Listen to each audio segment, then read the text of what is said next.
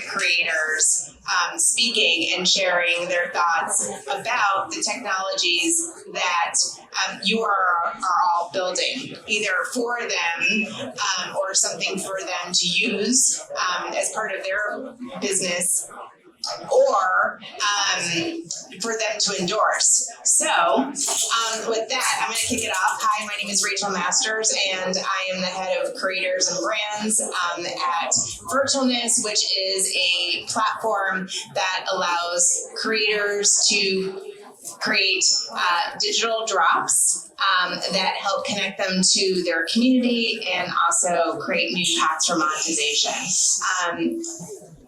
And I am going to ask each of our panelists to introduce themselves. Max? Hello, everyone. Kick it off. I'm Max Reisinger. For the past 4 years, I've been documenting my life on YouTube through a series of over 100 short films.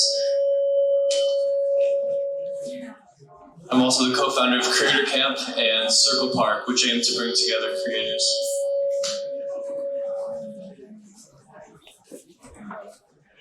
Hey everyone, Jim Louderback here. In the past, I've run the world's largest collection of events about online video called VidCon, which I sold to Paramount 5 years ago, left about 7 months ago. Built an early YouTube network that I sold to Discovery. Now I'm leaning back into my creator and content roots, building a company called Inside the Creator Economy, which is a series of newsletters, events, and other things about the creator economy, which you can find on LinkedIn. Hi everyone, my name is Cherie Liu. I'm a content creator, mostly educational videos, short form, on TikTok and Instagram. My content is about following my career trajectory and my career arc. I started around 3 years ago by training. I was a product manager at LinkedIn for almost 5 years, created videos for people to learn more about what it's like to be a product manager in tech, how to break into tech, what it's like being an ally to women in a male-dominated industry. And now I'm a student getting my MBA at Stanford, and so my content has evolved over the years, and now it's trying to help people learn more about what MBAs are like and how to get an MBA. Awesome. Hey guys, my name is Dolma, and I am a TikTok creator as well. I accidentally became a creator 1.5 years ago when I started posting because I was running a community of direct-to-consumer founders who were asking about TikTok as an acquisition channel. And 3 weeks into posting, I went viral and I just kept going. I post about business, so specifically about direct-to-consumer brands, creator economy, and tech and venture capital. And I also now have a podcast called Due Diligence, covering the same topics. And I'm excited to be here, so thank you for including me.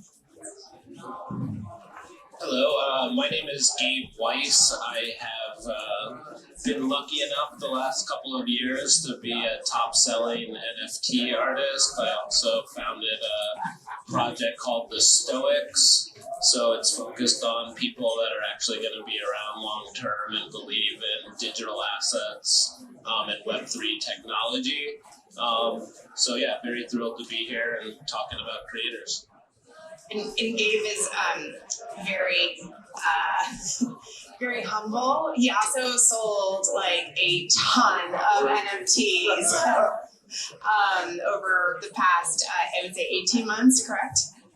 Yeah. 2.5 years. 2.5 years, Yeah. 2.5 years now. Been pretty cool. And your last sale was in March, and it did incredibly well. So anyway, okay. So this is also with that. Gabe, why don't we kick off with this next question with you, which is, can you all share how you've participated to date with Web3 and what your general thoughts are on that Web3 as a movement? So my general thoughts are they're very fun. I think very worthwhile thing. I have an 8 and a 10-year-old. And when they ask for money, it's almost always Robux to make their avatars extra dope.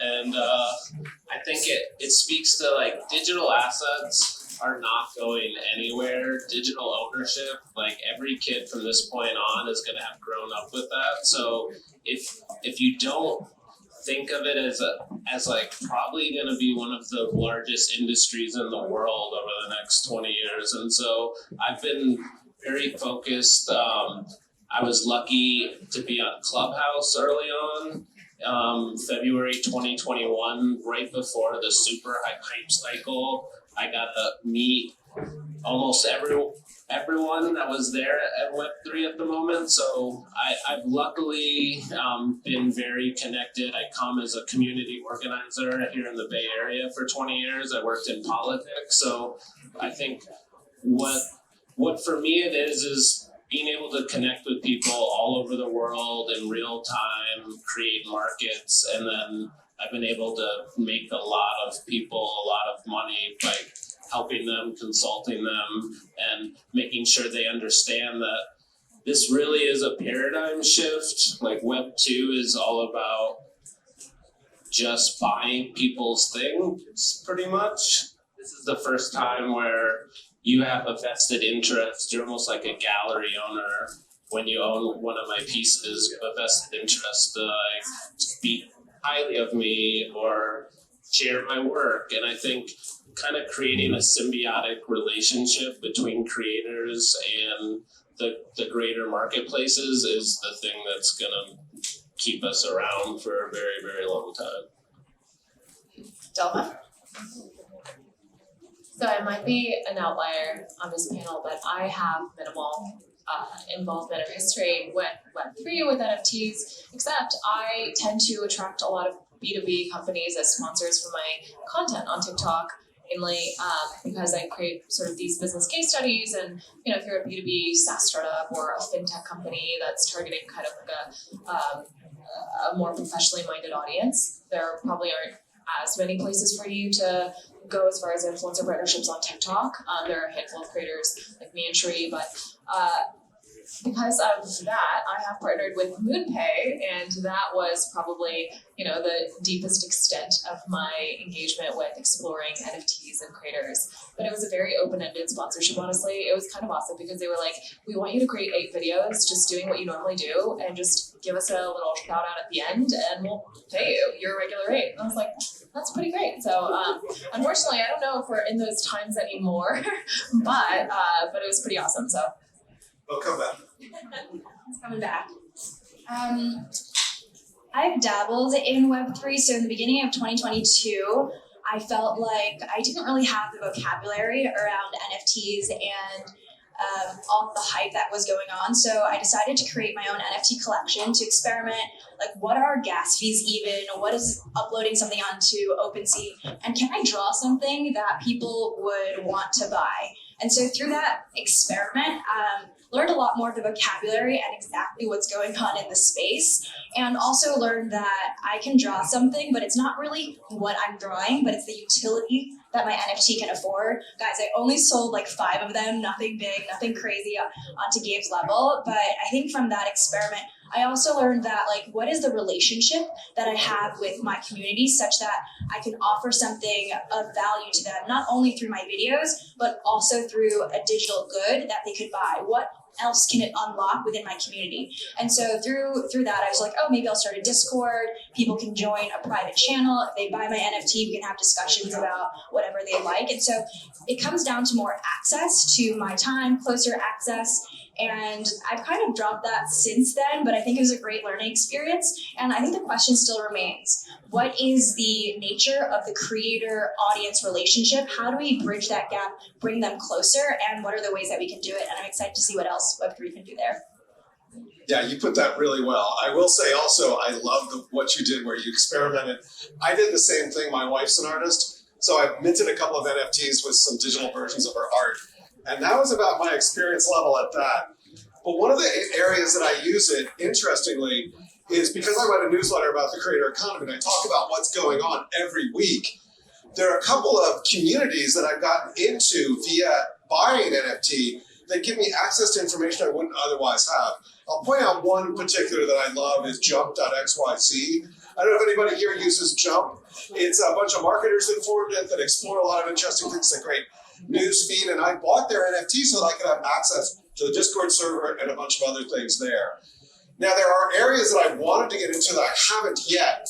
As I was running VidCon, which brings 70,000 to 80,000 people to this event in Anaheim every June, I wanted to start looking at how do we use an NFT along with the ticket to give some sort of exclusive access, or because we have people who come, they've been to 10, 11, 12 VidCons, and there's a VIP club. There's some access we can do there. It's not there yet.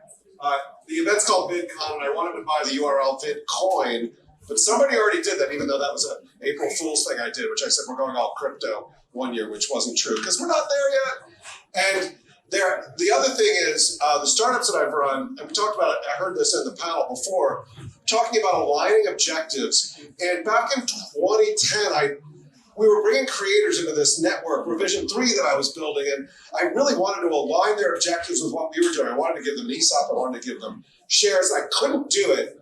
And as crypto started to come out, I said, this is it. This is what I wish I'd done. Same thing at VidCon, as we have creators come in and perform.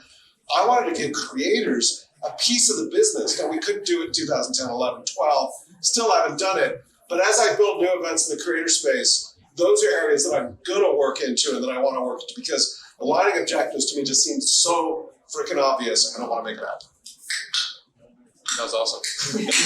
My experience with Web3 and crypto in the space goes all the way back when I was 14. I'm 20 now, but when I was 14, my math teacher started talking about cryptocurrency, and so the whole school actually made fun of him. He was teased. He was like the crypto guy. This was before like the massive boom. But the first time I heard about it, I spent an all-nighter learning everything I could, and I ended up actually stealing my mom's ID and buying cryptocurrency that night. And so this is like before I was a creator, and so for 2 years I became very obsessed of like, where are things going? I was very young and like curious, like, you know, money is physical now, but like information went from like physical to now digital money. And so as just someone growing up, I was fascinated where things were heading, where things were moving. And now as a creator, I'm fascinated by how Web3 can be used to help, you know, facilitate communities, to bring communities together, to engage with even my own audience and my own YouTube channel and such. So I'm very excited to see where all that goes. Cool. So, Dolma, you mentioned that you didn't really do that much with NFTs, but MoonPay basically gave you a lot of money to go and learn about the space, and or not. But when you've thought about Web3, how do you think creators could use the technology?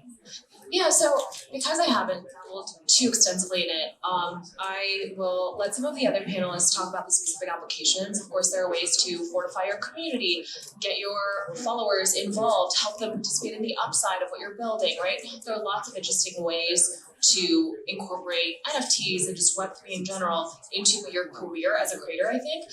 But what I have concluded, and maybe this is sort of like a different perspective I can offer, is I think if you guys are familiar with the Gartner hype cycle, right, like there's this sort of hype that certain technologies experience, and then things kind of dwindle down, and then they normalize, and then eventually they find some kind of homeostasis as far as more mainstream adoption, but it does go through a few waves initially, and we're kind of seeing that now, arguably with AI, or maybe AI is a totally different beast, but with Web3, I think a lot of creators who care about the longevity of their careers and care about preserving the trust and credibility they've cultivated painstakingly with their communities above all are much more inclined to not sort of grab anything where they can monetize or where they can kind of experiment unless they know they're going to still be able to maintain that trust that they have with their audience. And I think, unfortunately,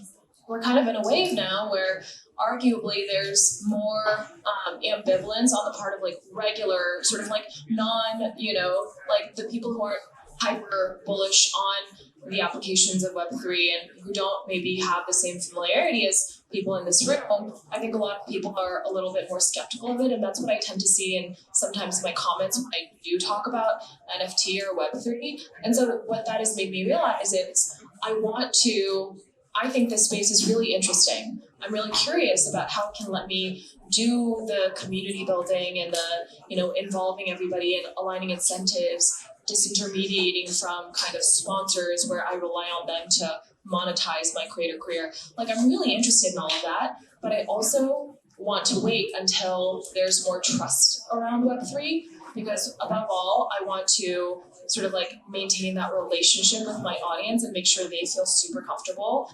Also less confused, right? Because the average person I think they're going to face a little bit of a hurdle or a little bit of friction when it comes to, okay, well, I do want to support you. Sure, I'll buy your NFT, but like, how do I do it? Like, they're going to have questions, and so I think there's potentially fascinating applications there that have not, as far as I can tell, bled over into mainstream adoption among the creators I know. And I think some creators, including myself, are kind of keeping an eye on it and just waiting to see, okay, I don't want to take a big risk here with my reputation, but I'm kind of long-term bullish, so let's wait out this sort of winter until there's a little bit more sort of mainstream adoption.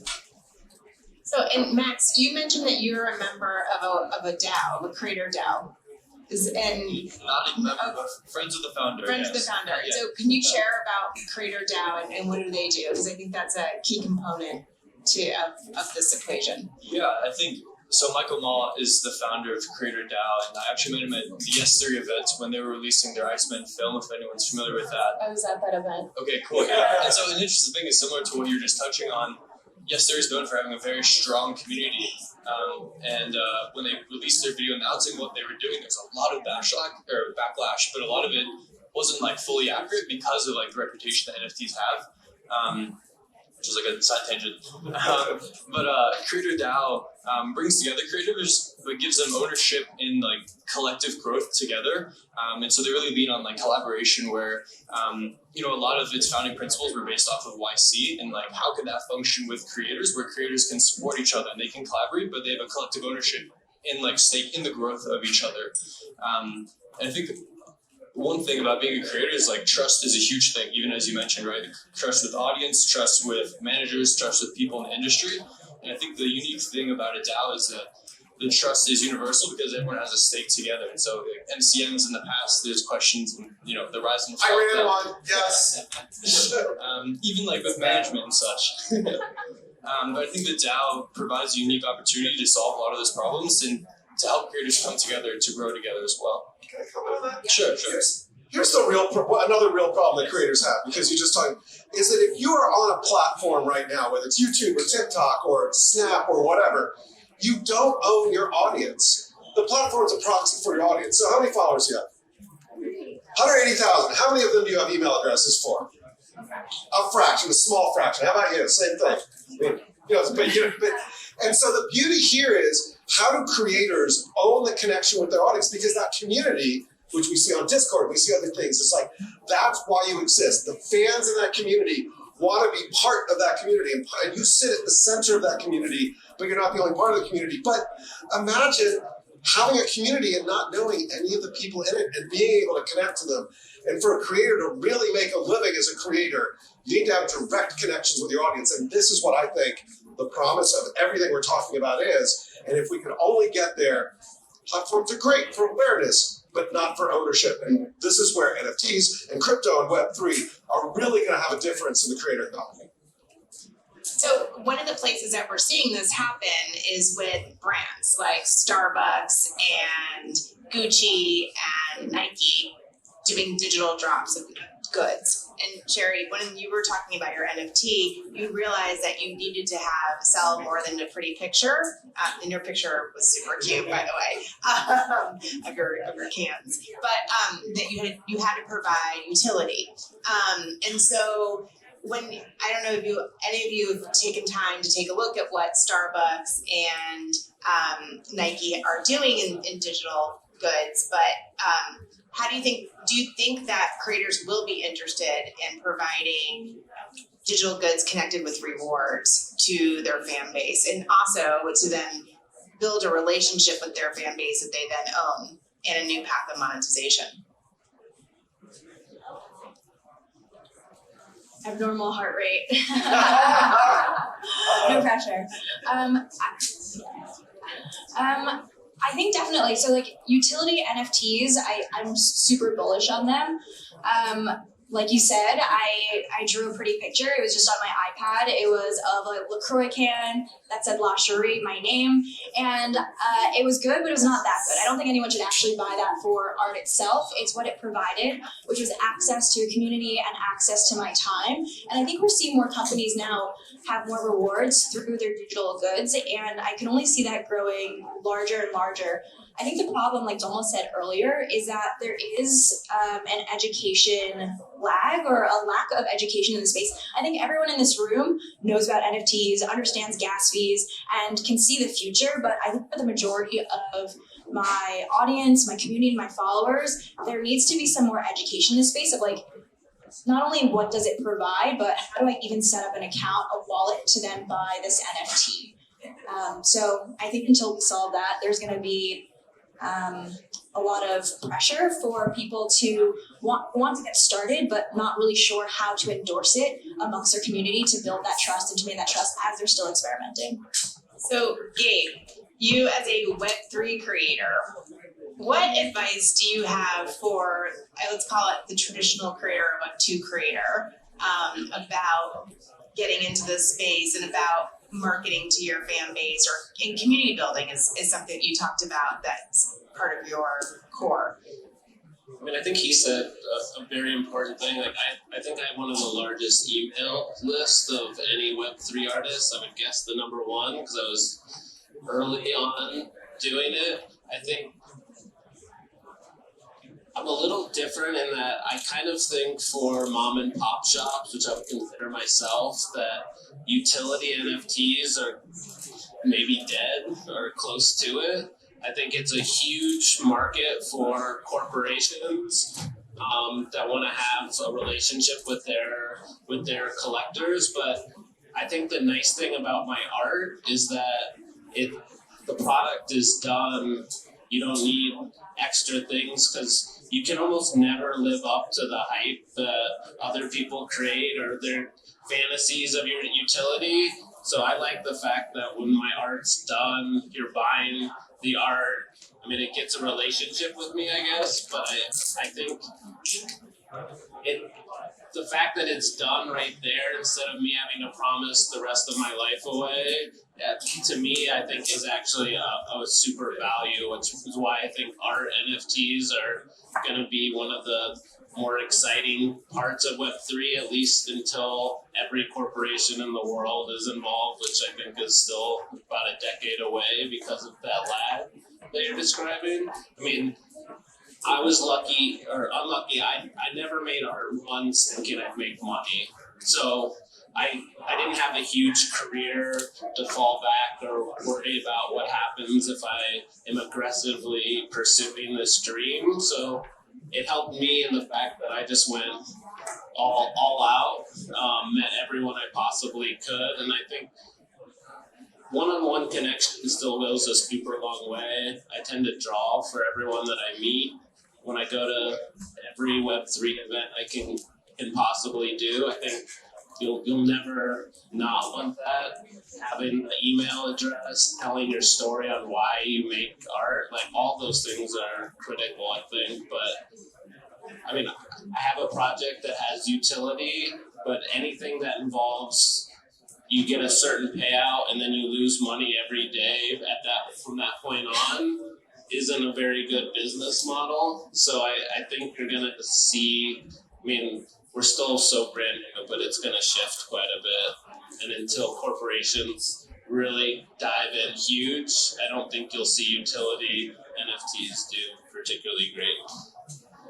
All right, so one last question, and then I'm going to open it up to the audience, which is lots of folks here are probably interested in working with creators, either for getting product feedback or to have you do a sponsored post.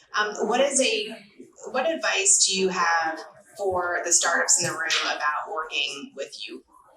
How and your colleagues, how to best approach you all? So I have been approached by a lot of creator economy startups looking to work with creators. And one thing that I think really distinguishes the really strong pitches from the rest is pitching me from the perspective of how it's going to benefit my audience instead of me. And what I mean by that is a lot of creators will say, oh, we can like help you make more money or keep track of the money you're making or whatever. That's helpful to me to an extent, but a lot of the tools that get pitched are kind of nice to haves, and I don't know a lot of creators who use them. But if it's actually going to add value to my audience instead of like, to the point I was making earlier, detract from the trust I've cultivated with them, that's, I think, where the smartest creators that you probably would want to be working with anyway, or at least the ones who are most invested in their longevity as creators, that's where their minds are at, versus this is sort of like a quick win or like low-hanging fruit where you can like make some more cash. I don't know. I don't want to speak for every creator, but I think that trust is so valuable, and people, your followers will let you know very quickly if you are pissing them off or are starting to come off like spammy or salesy, especially on TikTok. So they will be very brutally honest with you. So I think pitching it as, hey, we have noticed that this is the kind of relationship you have with your audience, and this is the kind of audience you have, and so this is how it would benefit them, I think would be pretty compelling. I'll add on to that and say, for me, it's been ownership. I've now done 2 creator equity deals, and I think that's changed a lot for me and my vested stake in the company. I think the creator economy, for me in the past, there's been a lot of brands where it's just like one-offs. I call them one-night stands. And I think long-term relationships are where the most growth is seen and where the future is headed. And I think if you give creators a small stake in what you're building, they'll do a lot for you. And I think I've noticed that. And my experience and other creators I've spoken to, because I think creators will help build the next big businesses, and marketing and insights and feedback, and giving them part of the pie, I think, is super important. And then it's less about these micro relationships, and I want this money is $6,000, $7,000. I think those conversations fade away, and it's more big picture. I think that's what everyone wants. Don't pay them an exposure coin. At this point, I have a lot of exposure, so I feel like a lot of times people come up and you'll get a new audience, spend a bunch of your time, and they'll have a budget for everything else along the way except for art or the marketing or whatever. And I think Max here made a very key component is build the relationship, so I'm incentivized to actually use my huge network to push whatever you're pushing, versus just telling me that someday it'll lead to something good.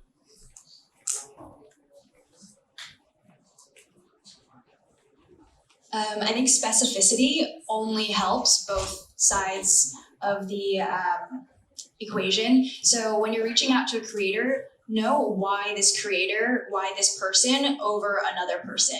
I think I get a lot of templated emails, and it could go to anyone, and that's not particularly exciting for me, for my work, or for my audience. So understanding who my audience is, knowing what they want to see, and knowing how specifically, this benefits your company and also me and my audience, and making sure that that's written in the email at the very top, because I think sometimes I get a lot of cryptic emails. It's hey, I have this project. Are you interested? ? And I'm I don't know who this is from.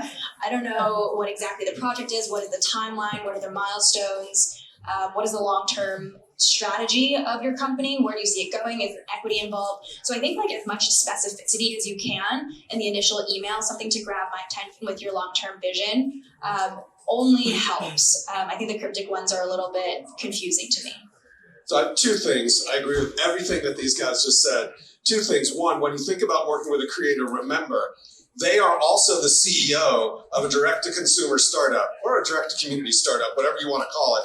But they're entrepreneurs, they're running their business, and don't think of yourself as being up here and creators being down here. They have as much power in the dynamic of the relationship, if not more, than you do, and look at it that way. And sort of a corollary is, when you think about working with creators and you put a contract in front of them, think about making sure that that is balanced and fair and that there's reciprocity as well. For example, don't ask for category exclusivity from them if you are going to give them category exclusivity for creators to the creator. That balance needs to be there on both sides of the equation. All right, we have time for one question. So, yeah.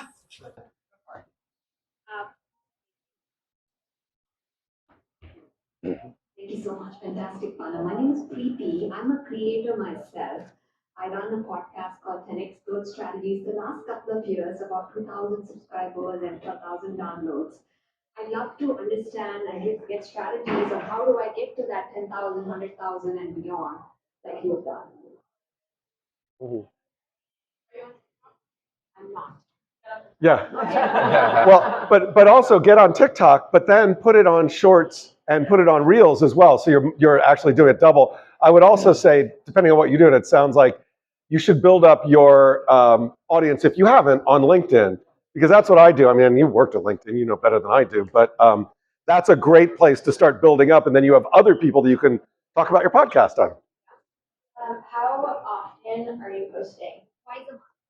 And is that consistently on the same day? Tuesday or Wednesday. I think the number one piece of advice, I mean, for short form, a lot of it is quantity, and you want to make sure that the quality is there, of course.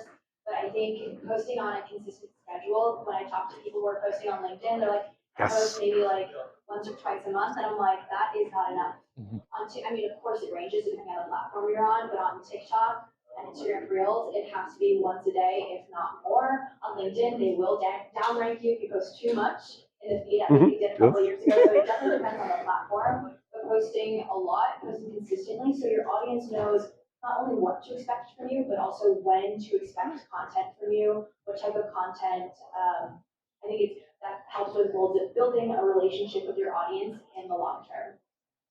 Yeah, do you have the ability to clip up your podcast into shorter form video and put it out there? Because that might work. You guys who are on TikTok, what do you think about that? Clip it up, short little, 30 seconds, a minute, and that helps create content without having to create more content. I think if you can, I mean, it definitely works. It's a great strategy if you already have like a long form video that you can make into a short form. I will say, like, there are nuances there. Like, if you can make like original short form content, I think that works best. But if you have content already to reuse, why not experiment with it? Yeah.